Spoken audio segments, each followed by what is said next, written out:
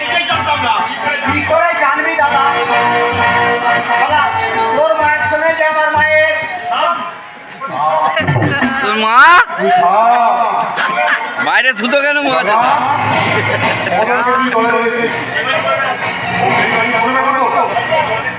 কি যে বলেন ছোট বাপ, কথা বলে এখানে।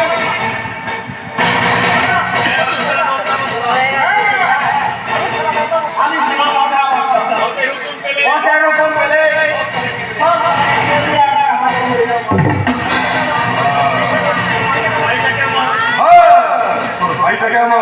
ওর জন্য বাবাকে ছোট বাবু